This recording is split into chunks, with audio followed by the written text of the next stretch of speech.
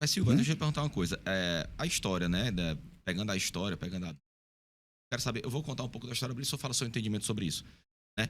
O próprio Satanás, ou Satã, ele nunca se colocou com guerra com Deus, né? Inclusive em Jó, Satanás, ele pergunta a Deus se pode provar Jó.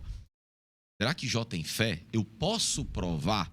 Ele se coloca abaixo, sobre a ordem de Deus. Bíblico, tá? Eu lhe pergunto, qual é o seu entendimento em relação... É isso que se vê? Existe um Deus...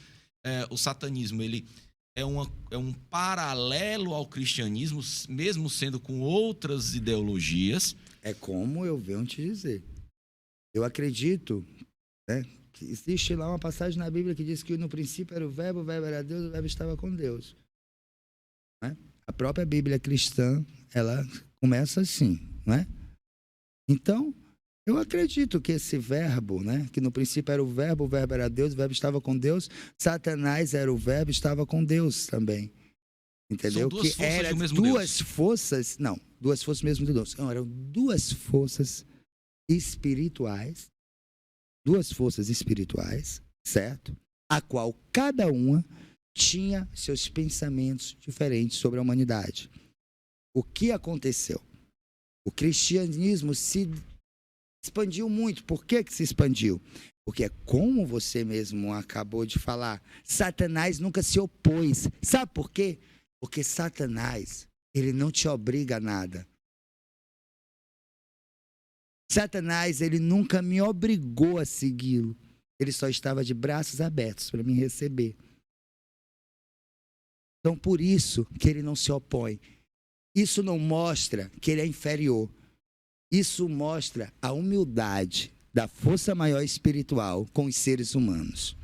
Deixa eu perguntar uma coisa agora, eu fiquei curioso. Em relação à história da humanidade, se fala muito, tem escritos, enfim, sobre essa crença em relação a Deus. O próprio Antigo Testamento tinha um Deus mais punitivo, Deus que se aproximava até mais da visão que nós temos de um opositor, de um Satã. Duas perguntas, eu queria saber o seu entendimento em relação a isso. Nesse período, o Satanás, Beelzebul, seja lá como o senhor quiser chamar, ele estava só ali de espectador, sem interferir muito, por isso que não se fala tanto nele, ou existem escritos, uma Bíblia satanista que mostra como é que ele interagiu ou agiu em relação à história do mundo?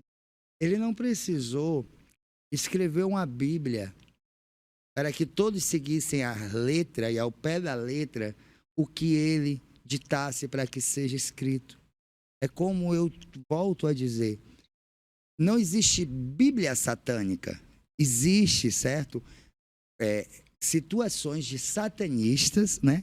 Que eles sim fizeram manuscritos, mas Bíblia satânica não existe.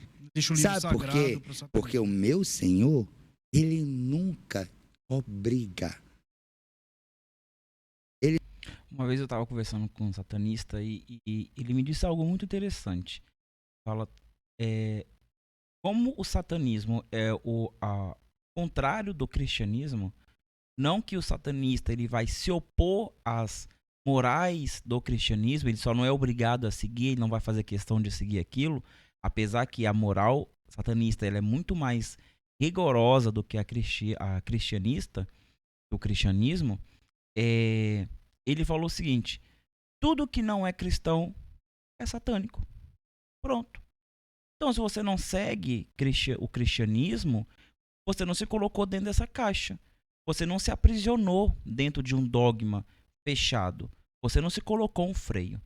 Então, automaticamente, você está livre para pensar e fazer aquilo que você quiser, sem medo da punição que vem se você sair de dentro dessa caixa. Então, automaticamente, você é satanista. Você não vai assumir o papel de louvação à figura do Satanás. E aí, isso aí é outra coisa. Mas, vamos colocar assim, como fenômeno político ou religioso, você não ser cristão é automaticamente você ser satanista. Ou seja, você não ser um escravo de Cristo, automaticamente você é um liberto por Satanás. As palavras dele. Mas eu concordo.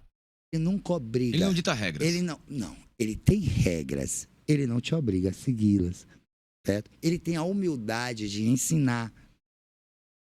E ele não ensina dizendo assim, olha, tem só isso daqui, tem que ser assim. Não. Olha, você encontra algumas brechas na Bíblia. Eu deixo aqui meu respeito a todos os cristãos e ao livro sagrado dos cristãos, mas você encontra regras, né, brechas, quer dizer, na Bíblia cristã que o próprio, não é? Deus cristão, ele disse, não matarás, ó. E ele mesmo destruiu cidades e cidades, matou, destruiu inocentes, né? Porque na situação daquela do dilúvio, do Velho Testamento, foi né? criança, foi tudo. Mas no Velho Testamento mesmo, nos mandamentos, ele já tinha dito não matarás. Sim. Não foi uma regra nova no Novo Testamento. Então foi uma regra que nem ele próprio cumpriu. Certo? Agora, eu deixo aqui todo o meu respeito. Eu estou falando de brechas que existe também, né, no livro cristão, a qual eu deixo o meu completo respeito ao livro cristão e a todos os cristãos. Eu estou falando que o meu Senhor, ele é aquele que quando ele se pronuncia, né, em respeito da humanidade, ele vê a humanidade como evolução. Ele é aquele que ama a humanidade. Ele é aquele que ele está aqui nesse microfone, ó. Eu concordo com ele, até porque existe um sincretismo de Lúcifer com o titã Prometeus. Se você é familiarizado com a mitologia grega, você sabe que Prometeus é aquele que ele trai os titãs para poder ficar do lado dos deuses na guerra entre deuses e titãs. E depois que a guerra acaba, ele não é punido. Ao contrário, Zeus deixa ele livre, como todos os titãs que lutaram a favor dos deuses. E o titã Prometeu, vendo a humanidade sem perspectiva nenhuma de evolução, ele vai lá e rouba o fogo do Olimpo e entrega para a humanidade. Só que Zeus já tinha proibido de fazer isso. Então, Zeus vai e pune Prometeus, prendendo ele numa rocha, onde uma águia vai lá todo dia comer o seu fígado. E como é um ser imortal, o fígado se regenera e todo dia ele passa por essa tortura.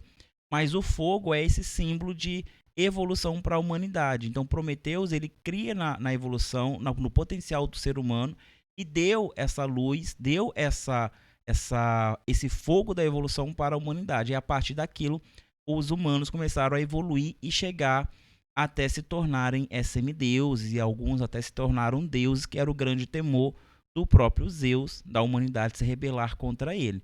Então, o Lúcifer, ele é muito sincretizado como Prometeus, esse portador da luz que traz a luz do conhecimento para a humanidade. Isso é muito interessante. A forma com que ele fala, então, deixa muito mais claro para mim. Evolução. Ele está, hoje em dia, nas grandes empresas, em tudo que evoluiu, no celular que nós estamos usando, nos computadores, tudo que evoluiu. É o diabo mesmo. Sabe por quê? É o diabo mesmo. Mas tudo é evolução. E a evolução veio da onde? A evolução vem dele. Porque ele sempre quis ver o ser humano melhor. Por isso, ele evoluiu o ser humano. Pronto. Então, porque se você vai colocar os conservadores, né? Conservadores são religiosos. Vamos colocar só os protestantes. Mas todo religioso fanático, ele é conservador. Ele não quer que aquilo mude, mesmo que esteja ruim. Porque não tá bom para ninguém aqui no Brasil. Nem para católico, nem para cristão, tá bom para ninguém. Mas mesmo assim preferem conservar certos costumes que ainda aprisionam muitas pessoas na ignorância, que não permite com que elas saiam no estado da extrema pobreza, da vulnerabilidade, da própria enganação que essas igrejas promovem e tudo mais. Então, o conservadorismo, ele é cristão, ele é religioso, ele está na raiz das religiões tradicionais. O conservadorismo é um movimento político, social e econômico ruim. O bom é que a gente possa progredir, que aí você entende como você quiser, mas tem que haver a mudança sim, até porque o próprio movimento dos protestantes é uma revolução que Lutero faz, é uma evolução que tem da Igreja Católica. Então, não aceitar a evolução é não aceitar que a sua fé também seja válida. Porque a fé verdadeira cristã, então, deveria ser a católica, fundada pelo apóstolo Pedro, não pelo um alemão qualquer que foi Lutero, entende? Então, a evolução tem que fazer parte do contexto religioso e de todas as religiões. Não só a minha, não só a sua, mas todas. Claro, com sanidade, né? Não com insanidade, como a gente vê essa pseudo-evolução que a gente vê na Umbanda, que na verdade já está indo pro abismo, está piorando a religião em vez de melhorá-la.